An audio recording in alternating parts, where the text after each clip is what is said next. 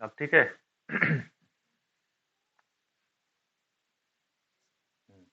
अब देखिए यहाँ पे कि अगर मैं बात करता हूँ अलॉन्ग एक्स डायरेक्शन, तो यूनिट वेक्टर जो रिप्रेजेंटेशन यूज करेंगे अलॉन्ग एक्स डायरेक्शन के लिए, तो आई कैप होगा। ये आई कैप मैंने बता दिया है।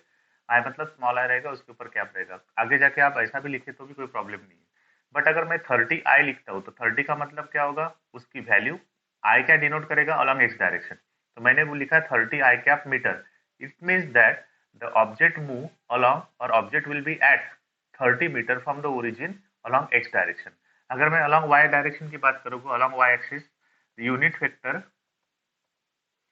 Vector along Y direction is J cap, small J cap होता है। ठीक है। और अलॉन्ग जेड एक्सिस,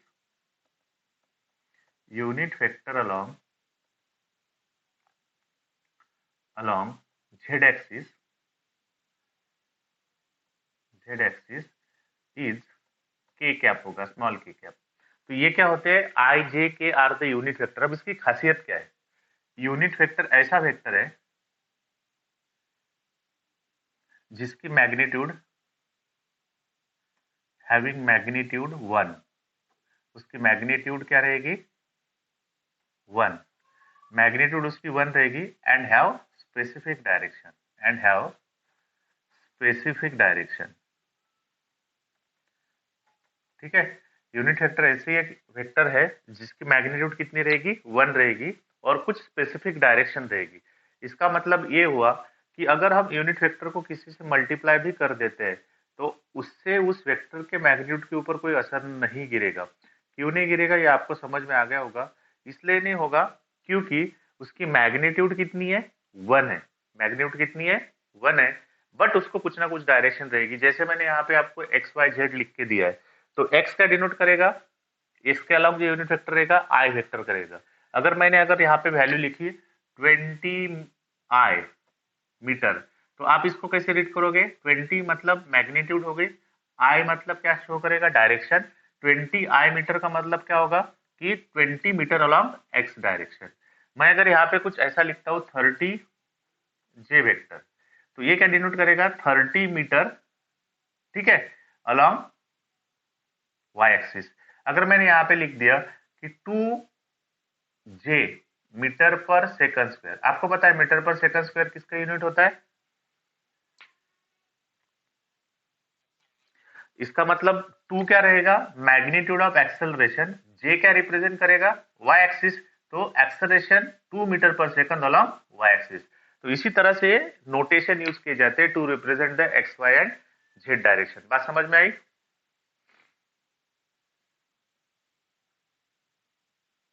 यस और नो? ओके। तो आगे जाके और जाते हैं, अब देखते हैं हम पोजीशन वेक्टर क्या होता है। पोजीशन वेक्टर क्या होता है, पोजीशन वेक्टर मतलब क्या होगा, ऐसा वेक्टर जो which locate the position of the object in the system. अगर मैं यहाँ पे कुछ इस तरह से लेता हूँ, मैं 3 ऑब्जेक्ट लेता हूँ, 3 डिफरेंट डिफरेंट इस पे, ठीक है। तो ये एक ले लेता है, एक प्लेन ले लेते हैं एंड एक लाइन ले लेते हैं। सपोज ए एक एक्स है, ये ओरिजिन है ओ, यहाँ पे ओरिजिन है ओ। डायग्राम दिख रही है सबको,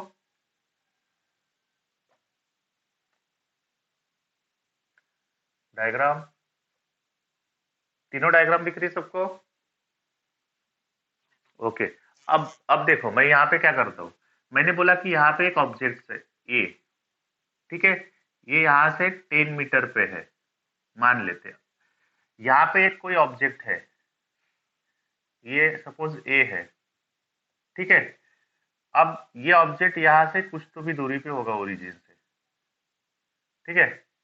लेकिन इसके कोऑर्डिनेट अगर देखेंगे तो ये ऐसे कोऑर्डिनेट आते हैं, ठीक है। मैं मान लेता हूँ इसको कि ये x1 पे है और ये y1 पे है, या फिर हम लिख सकते हैं x पे है y पे है। यहाँ पे कोई तो भी ऑब्जेक्ट है, ठीक है, यहाँ से इतना है, यहाँ से इतना है, और यहाँ से इतना है सब। तो मैं मान लेता हूँ ये x1 x है, ये y है और ये z है, ठीक है। और ओरिजिन से ये इतनी दूरी पे है। दिख रहा है सब? ठीक है, इस तरह से कुछ है। अब ये 3D वाली डायग्राम है। आप इमेजिन कीजिए 3D वाली डायग्राम में कि आपके घर की रूम जो है उसका एक कॉर्नर होगा नीचे वाला, वो आपका ओरिजिन होगा। ऊपर वाला एक्सिस वाई पकड़िए, हॉरिजॉन्टल एक्स पकड़िए और दूसरा हॉरिजॉन्टल वाला जेड पकड़िए, और रूम के बीच में कहीं तो भी एक चीज रखी हुई है, तो वो कहीं ना कहीं किसी एक्सिस से किसी न किसी दूरी पे बनी रहेगी। ठीक है, तो ये इस तरह की डायग्राम है। अब देखिए मैं पहले यहाँ पे जाता हूँ। ये होगा आपका 1D। 1D मतलब 1 डायमेंशनल। ये होगा आपका 2D। 2D मतलब 2 डायमेंशनल, क्योंकि यहाँ पे 2 एक्सिस की जरूरत है। ये आपका होगा 3D। 3D मतलब 3 डायमेंशनल। यहाँ पे 3 एक्सिस की जरूरत पड़ेगी।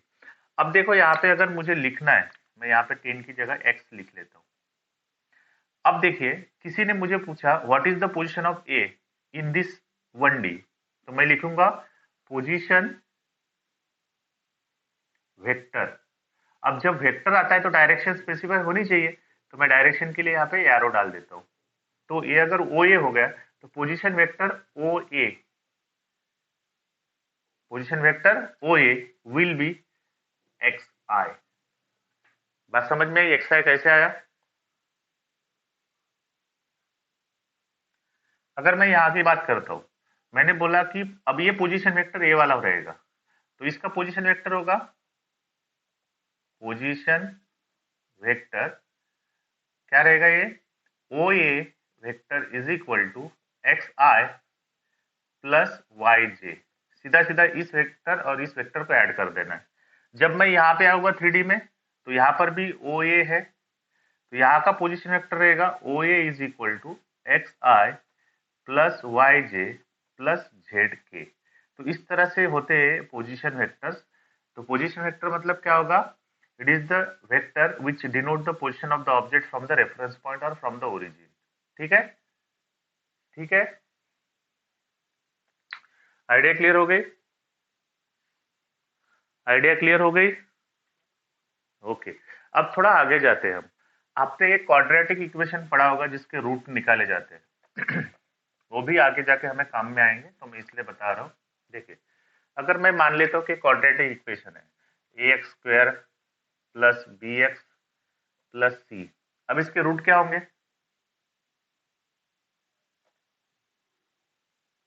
बताएगा कुछ? Root X is equal to minus B plus minus under root of B square minus 4ac upon 2a। ये इक्वेशन है, यस और नो? हाँ। अब मुझे बताओ इसके अगर रूट डायरेक्टली निकालने तो उसके लिए कोई फॉर्मूला होगा? Directly find out the root alpha beta, अगर हम रूट पकड़ते इसके तो क्या होगा? इसका रूट अल्फा एक रूट है और बीटा दूसरा रूट है। पढ़ा है मैथमेटिक्स में कुछ? Alpha plus beta is equal to b by a minus b by a. Okay, अब अल्फा की वैल्यू क्या होगी? B by c. पहला रूट क्या होगा?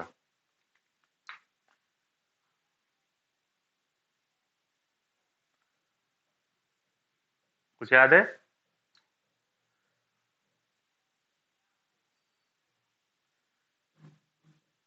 ठीक है, इतना तो याद है आपको, तो हमें इसकी जरूरत तो नहीं पड़ेगी, ये आपको मैथमेटिक्स में। बट ये फॉर्मूला आपको याद रखना पड़ेगा, x is equal to minus B plus minus under root of B square minus 4ac। ये एक फॉर्मूला हो गया। अब जाते हैं हम इंपॉर्टेंट फॉर्मूला के ऊपर, बायनॉमियल एक्सपेंशन। तो उससे पहले हम फैक्टोरियल देख लेते हैं। What is mean by factorial? Factorial, इसके लिए सिंबल देखिए, एक तो ऐसा सिंबल होता है या फिर इस तरह की स्ट्रेट लाइन होगी जो कंप्यूटर पे होता है, एक ऐसा वाला एक्सप्लेनेटरी साइन वाला ऐसा कुछ होता है, बराबर है? फैक्टोरियल वाला एक होता है ना ऐसा साइन, और एक ऐसा होता है, ऐसा पकड़ लीजिए। ये दोनों में से कोई भी एक सिंबल होता है। अब फैक्टोरियल लिखते कैसे? जैसे मुझे फैक्टोरियल 5 लिखना है, तो मैं कैसे लिखूंगा? 5 n-1 से मल्टीप्लाई करो 4, और उससे एक कम कर दो, n-2 से मल्टीप्लाई करो 3 2 1। तो ये जो भी वैल्यू इसकी आएगी that is nothing but the factorial 5। अगर मैं यहाँ पे फैक्टोरियल 1 लिखता हूँ तो फैक्टोरियल 1 कितना होगा? 1 होगा। मैं यहाँ पे फैक्टोरियल 3 लिखता हूँ, तो फैक्टोरियल 3 कितना होगा? 3 इंटू 2 इंटू 1। अगर मुझे फैक्टोरियल n लिखना है तो कैसे लिखूंगा?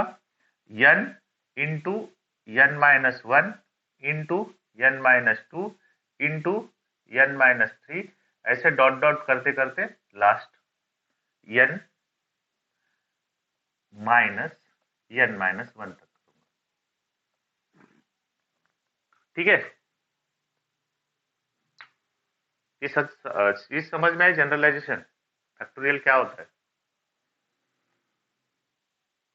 ओके, फैक्टोरियल अगर किसी नंबर का लिखना है तो आपको क्या करना है?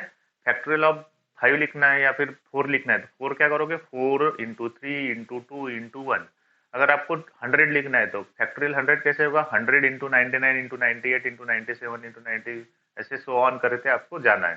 So this is the way how to write down the factorial. अब हम जाते हैं बायनॉमियल एक्सपांशन थ्योरम की तरफ। अब बायनॉमियल एक्सपांशन थ्योरम सबसे इंपॉर्टेंट है, आपको मैं सीधा सीधा एक्सपांशन बता रहा हूँ, आपको याद रखना है। ठीक है, अब देखिए कंडीशन भी होती है उसमें, तो हम लिख रहे हैं यहाँ पे बायनॉमियल एक्सपांशन थ्योरम, और आप इससे ब्रैकेट भी सॉल्व कर सकते हो।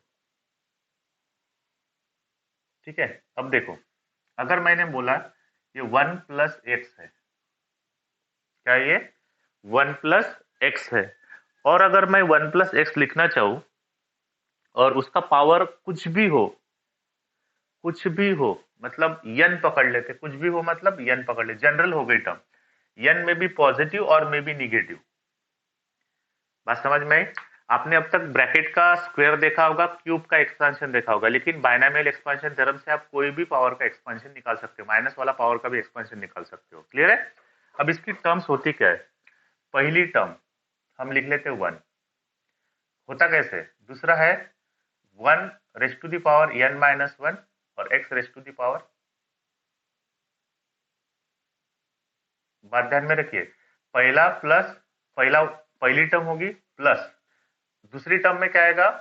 एक का पावर n होगा, दूसरे का पावर मतलब इसका पावर 0 पकड़ लेते, तो इसका पावर 1 हो जाएगा, 1 से बढ़ेगा, और इसका पावर 1 n रहेगा। ठीक है, बात समझ में आ रही है कि नहीं आ रही है? तो 1 का पावर x, एक बार और बता देता हूँ, एक्सपेंशन में लिख लूँ पहले। हाँ चलो, एक एक एक एक एक्सपेंशन में लिख लेता हूँ। ठीक है, तो n n माइनस 1 आपको दिख रहा है नहीं?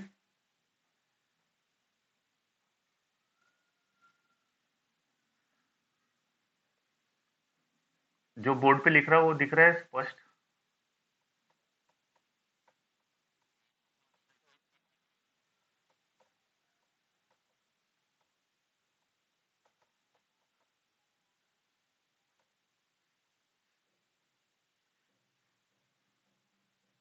अब देखिए बायनॉमियल एक्सपेंशन थ्योरम होता क्या है? इसमें कितनी टर्म्स है? दो टर्म्स है, 1 एंड x। बात समझ में आई?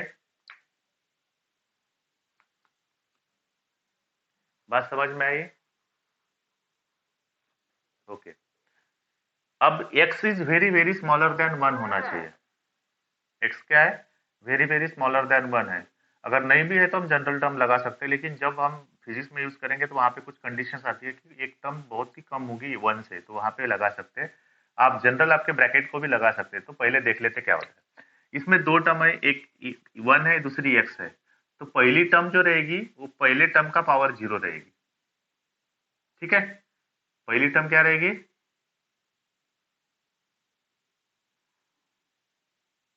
बात समझ में आई रही कि नहीं आ रही? देखो पहली टर्म क्या रहेगी,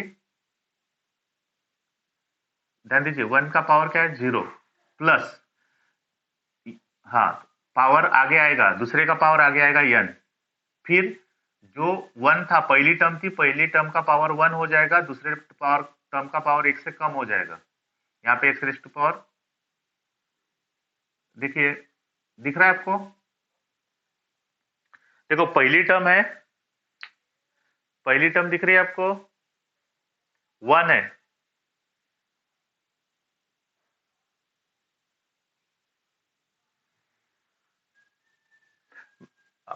एक बार मैं लिख लिख के एक एक टर्म बता देता हूँ, ठीक है? चलो, पहले तो ये बता दो, मैं बड़े अक्षर में लिखता हूँ, ये थ्योरम थोड़ा सा सही तरीके से समझना चाहिए आपको, लिखते आना चाहिए। देखिए, नंबर नहीं है ये, जनरल, बाद में मैं एग्जांपल में, नहीं एग्जांपल में समझा दूंगा, ये जनरल टर्म है, बायनॉमियल एक्सपेंशन थ्योरम ये n टर्म के लिए एप्लीकेबल है। हम n की वैल्यू बाद में रखेंगे, पहले एक्सपेंशन तो समझ में आ जाए। ये n लिया मैंने, अब दिख रहा है, अब बड़ा लिखा है, अब दिख, हाँ तो उसके लिए कुछ नहीं कर सकते।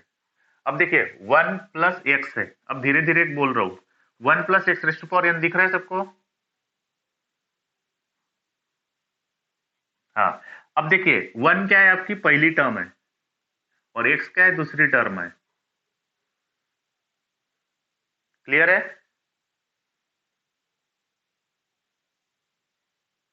ओके, हम मान लेते हैं कि पहले टर्म का पावर n रखो, दूसरे टर्म का पावर 0 रखो। ये पहली, मतलब पहले जो इसमें ये रहेगा फैक्टर, तो पहले फैक्टर का पावर n है, दूसरे फैक्टर का पावर 0 है, ये होगी पहली टर्म। उसके बाद प्लस करो। अब क्या करना है आगे, पहले टर्म, पहली जो टर्म थी उसका पावर 1 से कम करो, दूसरे का 1 से बढ़ाओ और पावर आगे लेके आओ। पहले का पावर कितना था, ये देखो कितना है पावर यहाँ पे, n, वो आगे आएगा, आगे आगे। अब इसका पावर 1 से कम होगा, तो 1 कितना आएगा, अगर इसका पावर अगर एक कम करते हैं तो 1 कितना आएगा? Correct, very good. तो n माइनस हो गया, 1 हो गया, तो x 1n-1 होगा। दूसरे का पावर 1 से बढ़ेगा, मतलब x का पावर 1 से बढ़ेगा, तो x का पावर कितना हो जाएगा, x⁻1 हो जाएगा। ठीक है, अब मैंने इंटरचेंज कर दिया थोड़ा। देखो 1n हुआ, x⁻0 था, पहली टर्म हो गई।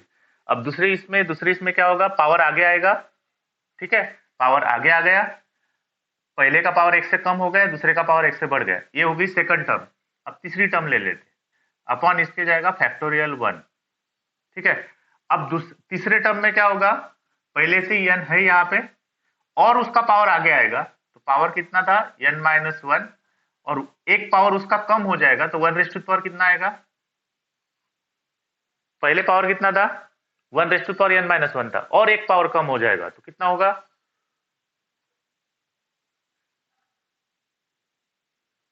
n-2, और दूसरे टर्म का पावर 1 से और बढ़ेगा, पहले कितना था, x⁻1 था, तो अब क्या होगा, x⁻2 हो जाएगा, अपॉन फैक्टर, हाँ अपॉन फैक्टोरियल 2 हो गया। अब तीसरी टर्म मुझे आप बताइए क्या लिखेंगे, ऐसे ही सो ऑन करना है। अब पहले से n आगे है, n लिख लेते, और कौन है आगे, ये वाला n-1। अब क्या होगा, और एक पावर जो बचा है, ये 1, correct, very good, n-2, n-3 power हो जाएगा, और x का पावर कितना हो जाएगा, x⁻3 अपॉन फैक्टोरियल 3। अब नेक्स्ट, हाँ नेक्स्ट टर्म क्या होगी, n-1, वेरी गुड, 1 n-4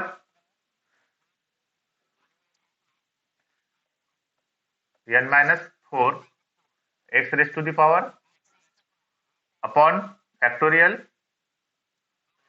हाँ, अब देखिए भाई, अगर ऐसा ही करते जाता हो तो ये क्या दिख रहा है आपको, n into n-1 into n-2 into n-3, nth term के बाद क्या होगा,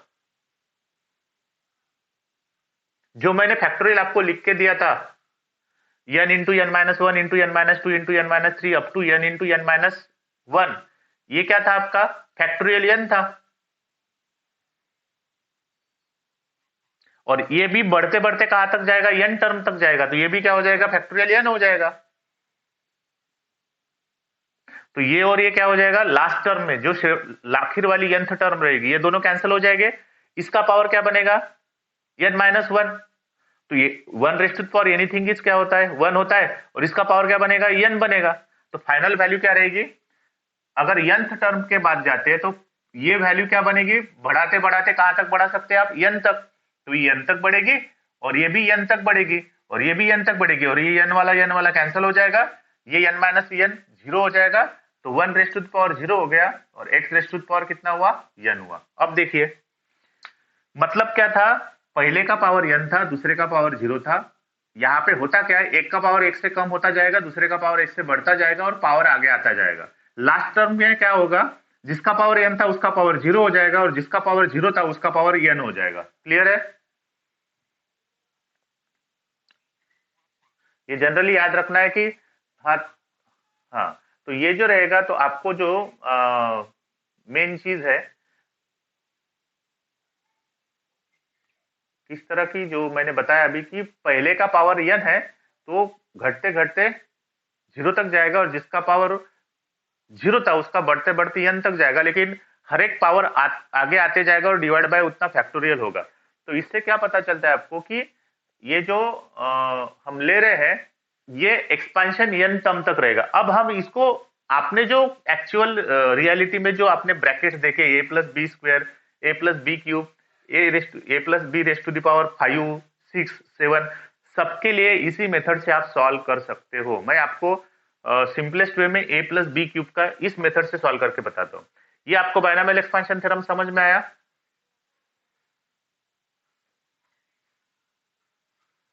हाँ, और एक चीज याद रखनी है, कभी कभी आपको आएगा कि ये वैल्यू जो वैल्यू है, ये वैल्यू हमेशा छोटी ली जाती है, फ्रैक्शनल वैल्यू होगी। फ्रैक्शनल मतलब लेस देन वन होगी, मतलब as compare to one x should be small. इस तरह का अगर होगा तो हम कर सकते हैं। अब देखिए ए प्लस बी वाले को हम थोड़ा सा करके दिखाता हूं मैं, एक्सपेंशन होता है कि नहीं होता है बायनॉमियल से। मैंने जो बताया था वही ध्यान रखना है आपको, ठीक है? देखो, अगर मैंने लिया यहाँ पे a plus B raise to the power 2, पहली टर्म a है, तो पहले टर्म का पावर क्या होगा,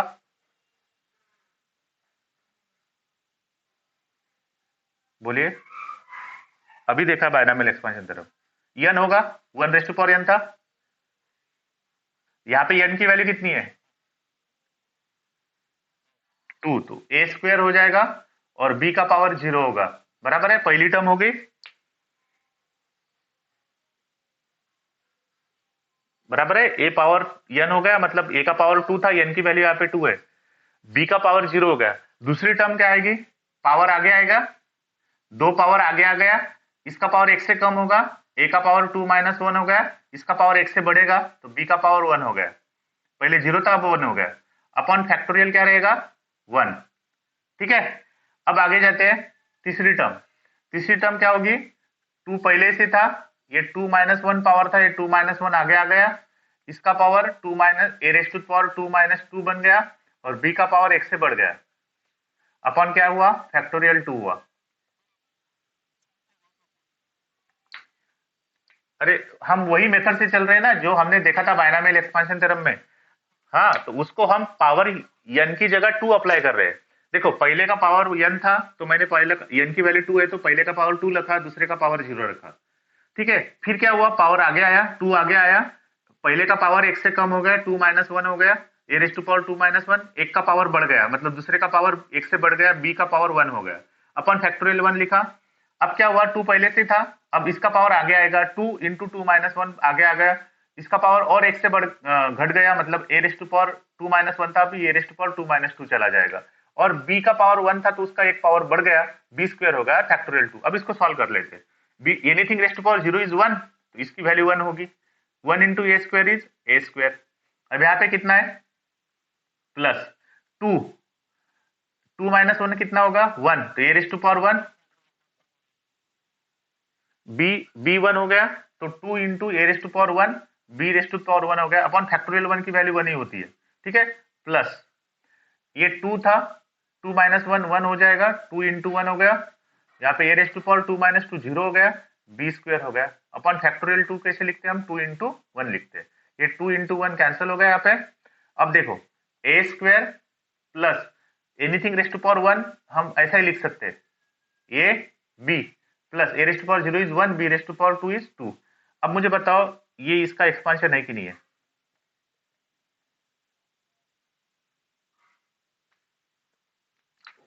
बायनॉमियल एक्सपेंशन थ्योरम से।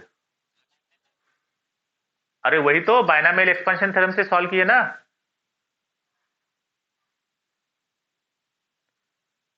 अरे आइडेंटिटी आपने पढ़ी है। हाँ, तो मैंने आपको एप्लीकेशन बताया। एक्चुअली जो सॉल्व किया आपने ए प्लस बी स्क्वायर, ये कैसे आता है, ये इस तरह से भी आ सकता है आपका बायनॉमियल एक्सपेंशन। अब आपने जो आइडेंटिटी पढ़ी थी, आपने ए प्लस बी स्क्वायर, आप डायरेक्टली था, अगर आपको -1 आया तो क्या करोगे? हाँ, तब तो हवा छूट जाएगी ना, आपके पास आइडेंटिटी नहीं है। अगर A plus B raise to power 6 आया तो क्या करोगे आप? आपके पास आइडेंटिटी है नहीं है।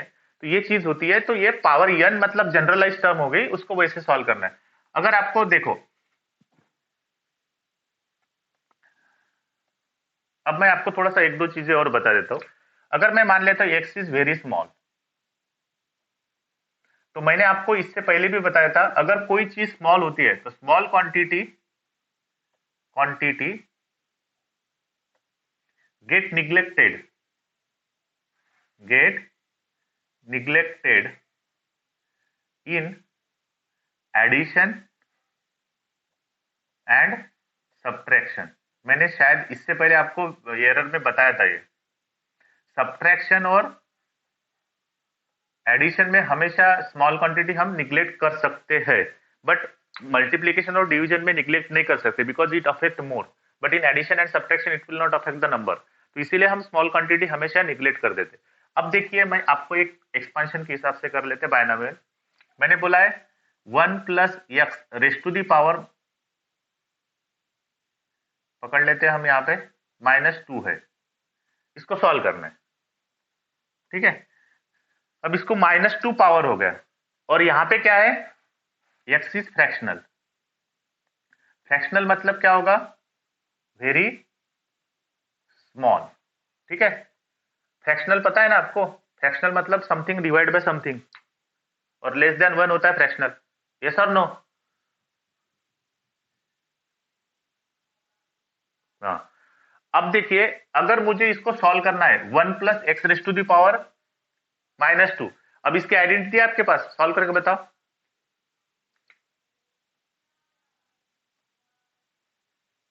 इसकी आइडेंटिटी है आपके पास? किसके पास है भाई? हाँ। हाँ, तो यही तो प्रॉब्लम है ना, आपको ए प्लस बी पहले से सिखाया गया, वही तक आपका सीमित था, इसलिए आपको ए प्लस बी का डायरेक्ट स्क्वायर पता, ब्रैकेट एक्सपेंशन पता था, आइडेंटिटी पता थी, ए प्लस बी क्यूब की भी पता थी। अगर आपको मैंने पूछा होता A plus B whole raised to power 4 कैसे करना है, तो फिर और दिक्कत हो जाती। तो ये बायनॉमियल एक्सपेंशन थ्योरम उसीलिए बेनिफिशियल होता है। ठीक है, तो अब देखिए यहाँ पे माइनस पावर के लिए क्या होगा, हमारी वही मेथड रहेगी। क्या रहेगी देखो, पहले का पावर क्या होगा? -2, दूसरे का पावर क्या होगा? 0, प्लस पावर आगे आएगा, -2 आ गया, फिर पहले का पावर कितना होगा? एक से घटेगा, -2 -1 हो गया। क्लियर है? अब उसके बाद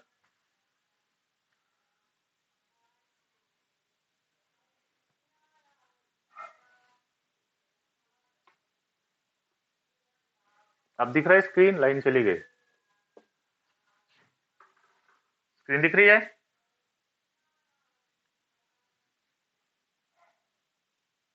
ओके, -2 पावर आगे आ गया, एक का पावर एक से कम हो गया, एक का पावर एक से बढ़ेगा, तो कितना होगा? एक्स रेस टू पावर 1 होगा। ठीक है, लेकिन ध्यान में रखिए, x is very very small. अब मैं यहाँ पे थोड़ा रिस्पॉन्स दीजिए, आप माइक ओपन कीजिए कोई भी एक।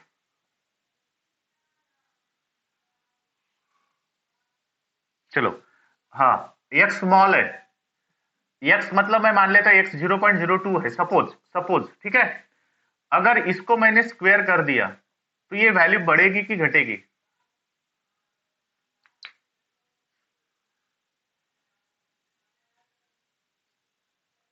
0.02। हाँ,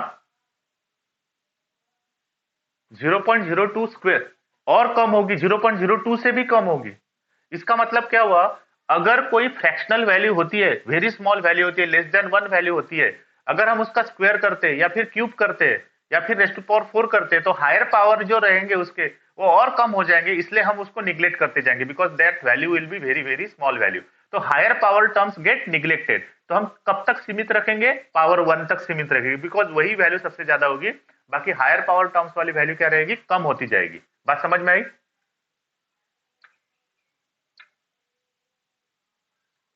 ये सर नो। ओके, अब तीसरी टर्म हम ले लेते हैं, यहाँ पे फैक्टोरियल 1 होगा आपका।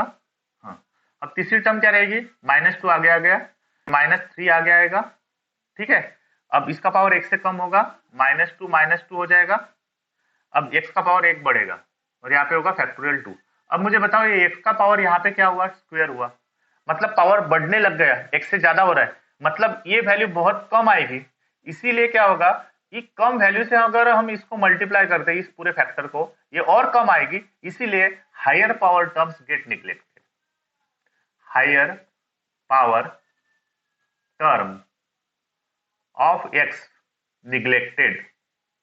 हम हायर पावर टर्म्स क्या करेंगे, निग्लेक्ट करेंगे। एडिशन में आ रहा है इसलिए निग्लेक्ट करो, आगे की टर्म लेनी ही नहीं है, छोड़ दो उसको। तो अप्रोक्सीमेटली इसका एक्सपांशन कितना आएगा, anything 1 raise to power anything is 1, x raise to power 0 is 1, plus यहाँ पे -2 है, यहाँ पे x raise to power anything is again 1, x raise to power 1, तो ये हो गया। तो यहाँ पे आंसर कितना आएगा आपका 1 - 2x। तो इसका एक्सपांशन क्या होगा, 1 plus x raise to power -2 का एक्सपांशन क्या होगा, 1 - 2x। क्लियर आ रही है idea.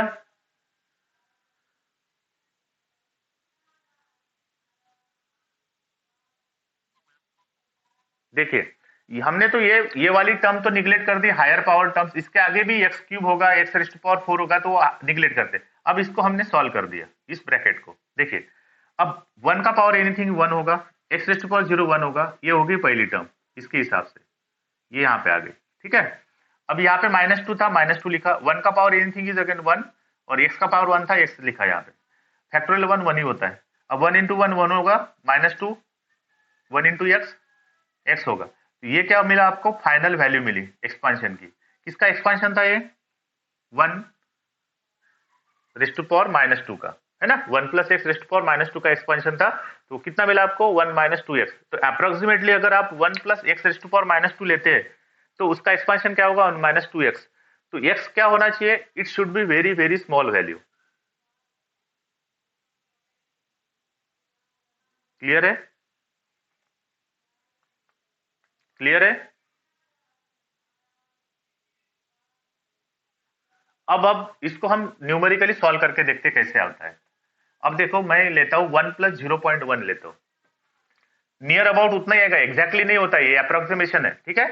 1 plus 0.1 raise to the power -2 लेता हूं, इसको कैसे लिखेंगे, 1 अपॉन 1 प्लस 0.1। हम हमारे मेथड से सॉल्व करके देखते हैं इसको, ठीक है। अब कितना हो जाएगा, 1 अपॉन 1 प्लस 0.1, तो हो जाएगा 1.1, 1.1 ये रेज़ टू पावर 2 हो जाएगा, ये हो जाएगा 1.1 होल स्क्वायर। अब इसको सॉल्व करो, कितना आएगा, फटाफट बताओ मुझे सॉल्व करके इसका आंसर कितना आएगा। 11 का स्क्वायर कितना होता है, 121, तो 1.21 आएगा। 1 डिवाइड बाय 1.21, इसको सॉल्व करो कितना आता है,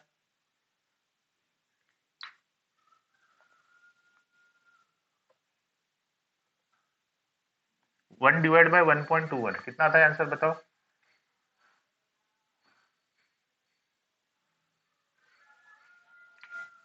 0.826।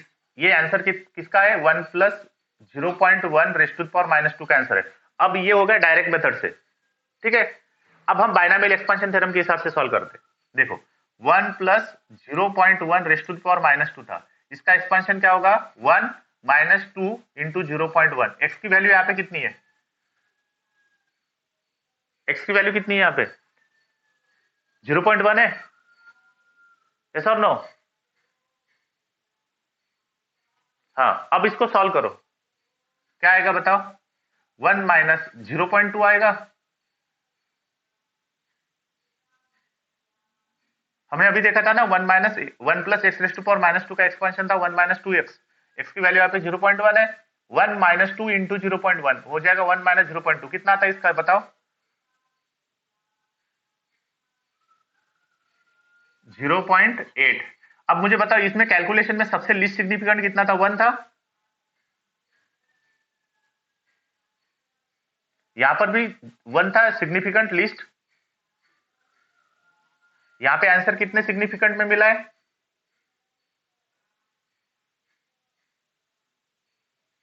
2 में मिला है कि 3 में मिला है? 0.826 लिखा है ना वहां पे। हाँ,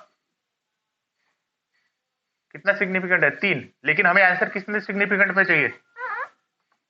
1 में चाहिए। तो हम कैसे लिखेंगे इसको? 0.826 का राउंड अप करने के बाद 0.8 हो जाएगा। अब मुझे बताओ, दोनों आंसर सेम आ रहे हैं? हाँ, तो समझ में आया बायनॉमियल एक्सपेंशन थ्योरम कैसे एप्लीकेबल होता है डायरेक्टली?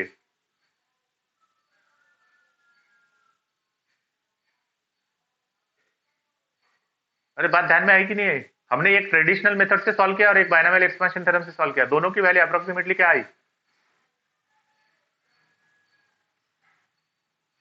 0.8। मतलब अप्रोक्सीमेटली सेम ही आई है।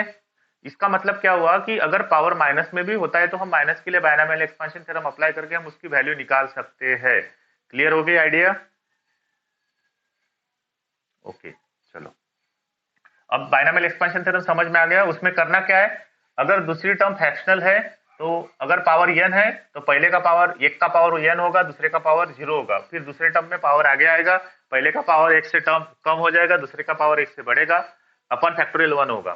तीसरे टर्म में पहले से एक पावर आगे था, फिर n-1 पावर आगे आएगा, फिर उसका एक पावर कम हो जाएगा, दूसरे का पावर 1 बढ़ेगा, फैक्टोरियल 2 आएगा। बाद में नेक्स्ट पहले n था, n-1 था, अब जो पावर घटा था n-2 आगे आएगा, फिर एक पावर कम हो जाएगा, दूसरे का पावर 1 से बढ़ेगा और नीचे फैक्टोरियल 3 आएगा। इस तरह से एंड में क्या होगा? जिसका पावर n था उसका 0 हो जाएगा और जिसका पावर 0 था उसका n हो जाएगा। क्लियर है?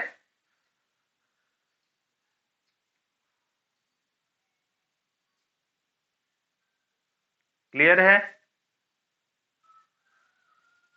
ओके, तो आज यहीं पे रुकते हैं। हम नेक्स्ट पीरियड से थोड़ा कैलकुलस पे जाएंगे। ठीक है?